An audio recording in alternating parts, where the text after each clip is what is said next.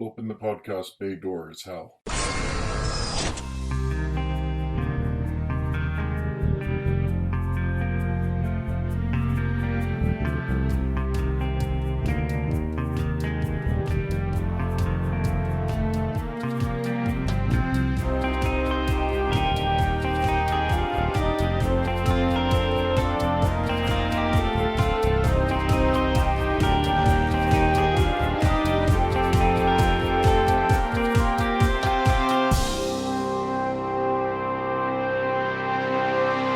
Hello everyone, and welcome to episode 172 of Welcome to Geektown. I'm your host, Kurt Onstead. I've been a proud geek all my life, being into role-playing games, board games, sci-fi, fantasy, and especially superheroes and comics. And I want to help others join me in those pursuits, but I found that sometimes people can get overwhelmed or feel left out because they don't already have what some consider the requisite knowledge to be considered a fan. And that's where Welcome to Geektown comes in. Here you can ask your questions without feeling like a gatekeeper is calling you out for not yet being fully versed in every aspect of your new interest. A quick reminder, since I haven't done so in a while, that in addition to Welcome to Geektown, you can also hear me and my co-host Carla Hoffman on Gothamites, where we're watching every episode of the 2014 to 2019 show Gotham and discussing them together. You can search out Gothamites wherever you listen to podcasts, or go to gothamitespod.com to listen.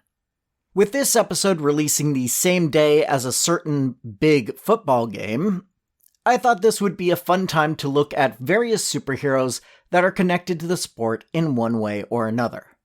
Now, I'll be the first to admit that I'm not a big fan of sports in general, and football in particular, but there are plenty of sports geeks out there, and hopefully they'll enjoy this connection between their love and mine.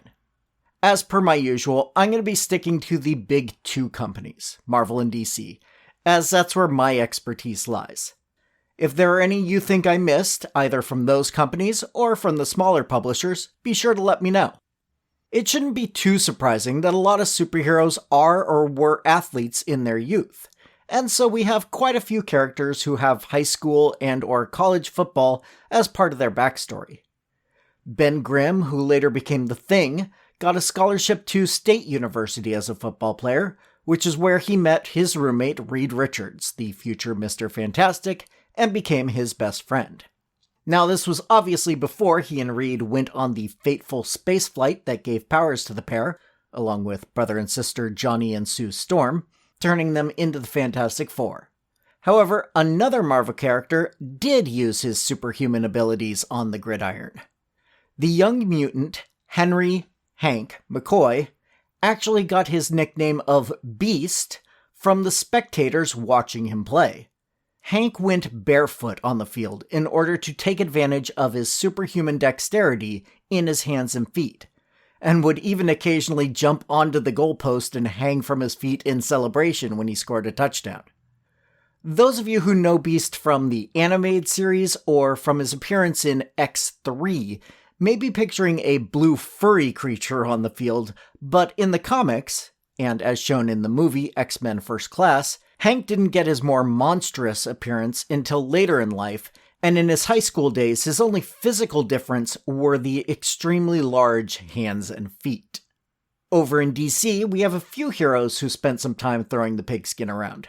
Let's start with the quintessential superhero, none other than Clark Kent, aka Superman. Now, pre-Crisis, quick reminder to check episode 1 for an explanation on Crisis and other DC reboots, Clark had his powers since he first appeared on Earth, and was a super baby, then a super boy, then finally Superman. In that history, Clark was never an athlete of any sort, as his superpowers would have given him an extreme advantage over any humans he was playing against.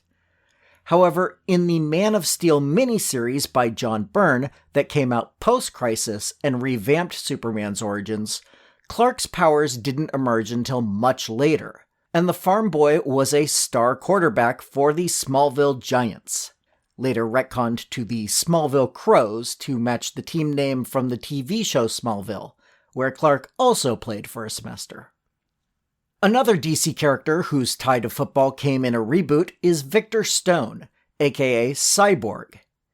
In his original history, the young Victor was into all sorts of athletics.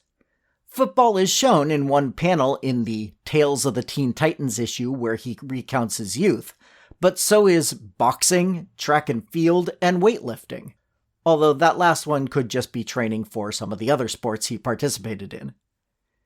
He mentions in that same story that he was training for the Olympics while in college.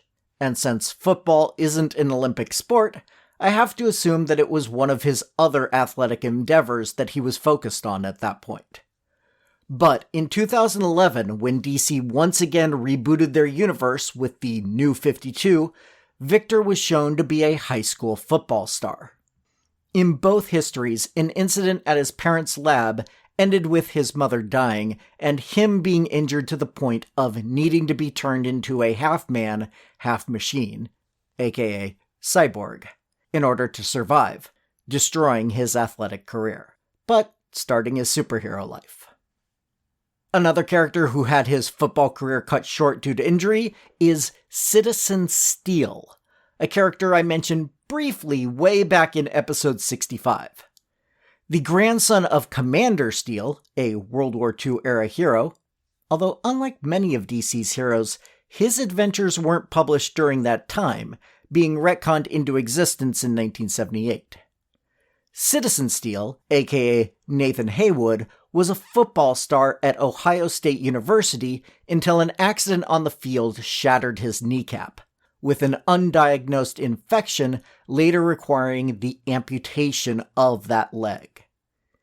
Years later, he gained superpowers after absorbing some liquid metal blood into his skin when he and his family were attacked by a neo-Nazi supervillain named Reichsmark. He now is able to turn himself into living steel, which replaced his leg, as well as giving him superhuman strength and near invulnerability. If you watched Legends of Tomorrow, part of the Arrowverse, you may recognize the name Nate Haywood and the powers I described, although his origin story was different in the TV show, and that Steel had no athletic history of any sorts, having lived a sheltered life due to his hemophilia until he got his powers. Moving on from one time-traveling hero, in the TV show at least, to another, both in that same show and in the comics. One of my favorite DC heroes, as you'll hear if you listen to the interview with writer J.M. DeMatteis in episodes 146 and 147, is Booster Gold. Hailing from the year 2462, John Michael Carter was a star quarterback at Gotham University. Unfortunately for him, he was caught gambling on games, including ones he was playing in. We later learned that his father, a gambling addict, was the one who convinced him to throw games and gamble against himself. Now disgraced, Carter found himself working as a night guard at the Metropolis Space Museum, which included many displays about superheroes of the 20th century and beyond. Stealing multiple powered objects and making himself a super suit out of those, the young man used Rip Hunter's time machine, also on display, to send himself back to the past and become a hero, mostly for his own benefit by signing on to various endorsement deals. Since his first appearance in 1986, he has grown somewhat, especially during the events of the 52 miniseries.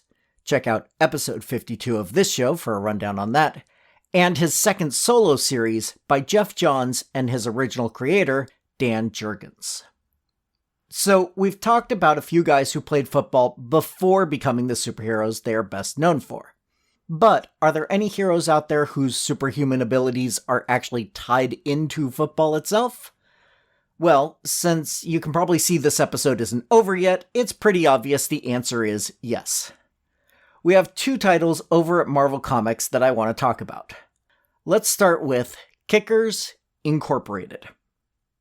Kickers Incorporated was one of the titles that launched what was called the New Universe over at Marvel. This was an imprint that editor-in-chief Jim Shooter had pushed for, which would be a collection of titles that were connected to each other, but were completely separate from the main Marvel Universe continuity. In this new universe, life on Earth had been pretty much the same as the history of our own world, until an incident known as the White Event gave powers to a very small fraction of the population, about 2 in every million people. One of those now superpowered beings was quarterback for the New York Smashers, a professional team in that world, Jack Magnaconte, nicknamed Mr. Magnificent by the sports media. After gaining super strength and speed, his team easily made its way to and won the Super Bowl that year. But Jack now felt bored with football, as it was too easy and he felt like he was cheating. He convinced his wife and some of his teammates to join him in creating a non-profit organization that could help people with unusual problems. While the other members of the team didn't have any superpowers, their athletic talent allowed them to help Jack fight robots, cults, and other evil forces as Kickers Incorporated. Created by Tom DeFalco and Ron Frenz, who were also the creative team for Thor 411 and 412, the first appearances of The New Warriors, starring my personal favorite hero, Speedball. Kickers Inc. lasted 12 issues, less than half of which were done by the original writer and artist.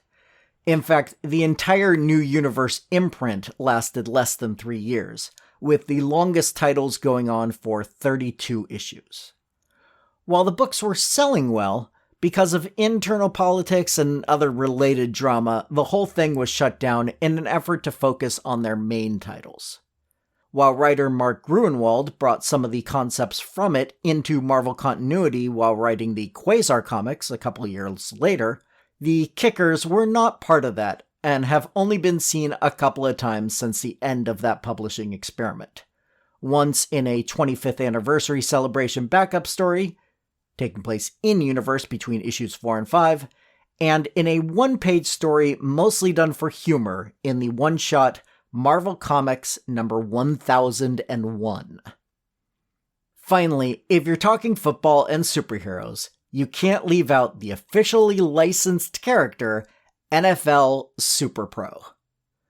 First appearing in NFL SuperPro Super Bowl Special, then immediately graduating to his own ongoing series, which lasted only 12 issues, the book was written by Fabian Nicieza, another New Warriors tie-in as he wrote the first 50-plus issues of that title, with art by Jose Delbo. SuperPro is also known as Phil Grayfield, a former football player. He played for the Eagles and the Bears during his time in the NFL, whose career was cut short when he was injured while saving his teammate's son from a nasty fall down the stands. Phil became a sports journalist, and while covering a story about a reclusive collector of NFL memorabilia, he was shown a futuristic uniform made out of special plastics that Rudy, the collector, who was also an inventor, had created and proposed to the NFL. However, due to the costs involved, $5 million per, he was understandably turned down. As Phil was admiring the suit, thieves broke in to steal as much as they could, while destroying the rest. Phil was tied up and left in the house as it burned, but a combination of chemicals, some of the plastics remaining from the original creation of the uniform, in addition to the foam from the fire suppression system in the house, gave Phil super strength and durability. He put on the uniform, which the thieves had left behind for no apparent reason, and chased down the thieves' van, which stopped them before they could get too far. Rudy let Phil keep the suit and decided to fight crime as the SuperPro.